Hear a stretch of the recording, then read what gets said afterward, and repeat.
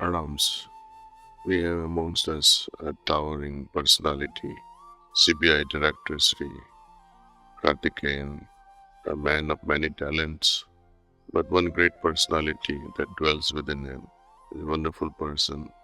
We also have members of KPMG family. We also have today very great opportunity of being with, but unfortunately I cannot spend more time. The health caregivers from Medicover, some of the key staff members who are here, our yoga students who are graduating today, so many of us, my heartfelt pranams. While I'm recuperating from, I don't know what to call it. It's a miserable feeling that I have, and I use this mask these days to filter dust, germs, bacteria. It's always there in the air. Healthy person can tolerate their presence. One with compromised health cannot. It's a protective measure. Why am I sharing this such a mundane thing? We all know. The need to keep filters, not only for breath, but more importantly these days, towards what we let things in through our cognitive processes, our thinking apparatus. What we let in and percolate and allow it to sink in the depths of our hearts, are we filtering them? We remain unconscious about everything. Even when I say a word to my beloved, I love you, what do you really mean by the word I love you? Does it simply mean I want to take you to bed? Words are spoken without really understanding the implications of those words that triggers the feelings in the heart of a human being. We have lost the values of feelings, and we use words rampantly without understanding the implications. I hate you. Children these days tell their parents, I hate you so much. Do they really understand what they are saying? So unless and until we apply these filters to our minds and hearts, thinking apparatus, the cognitive mind, and the perceptive heart, heart's generally responds. But these days, the functions have changed.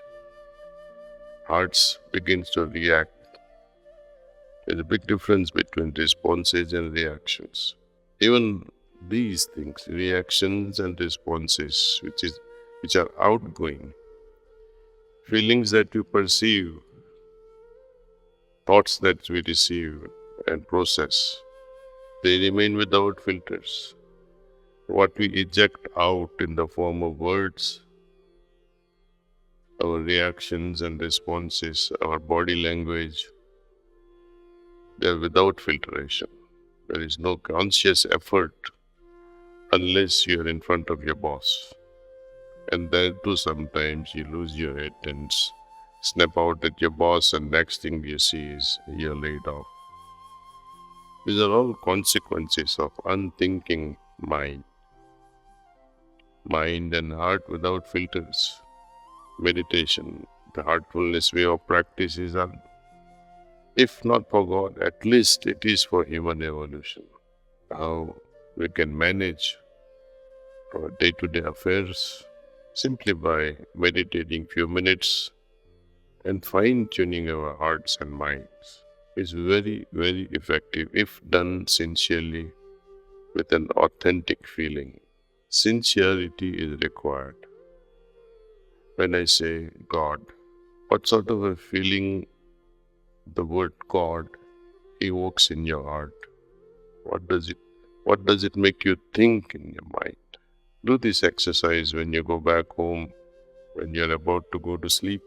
Use this word God and how you feel in your heart when you recite the word God or Oh Allah, Parvardigar, Lord Christ, or my beloved Krishna. Does it trigger any feeling in your heart when you recite this word?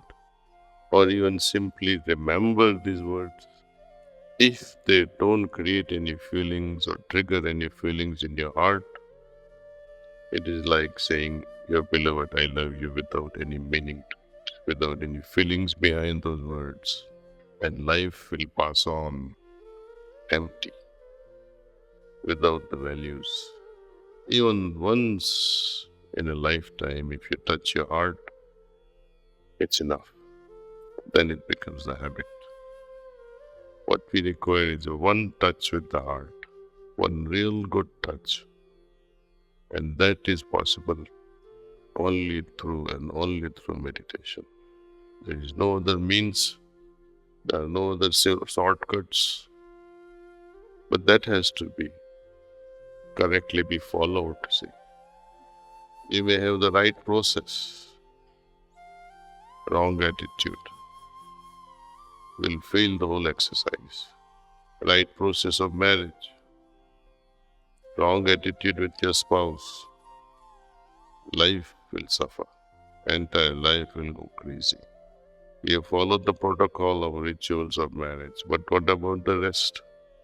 So attitude does matter a lot, and more so our relationship with our deeper self, with our own self.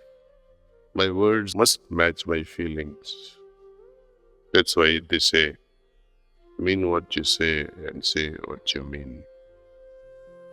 It has great repercussions, if not towards others, more towards oneself.